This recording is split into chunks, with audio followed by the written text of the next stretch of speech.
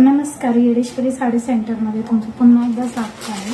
मी first time sari दाखवली होती, तर ही साडी ओपन करून दाखवा अशी कमेंट होती, तर मी ती ओपन करून दाखवत आहे. सुंदर असा ब्लाऊज पीस आणि साडी कॉन्ट्रास्ट ब्लाऊजमध्ये येणार आहे.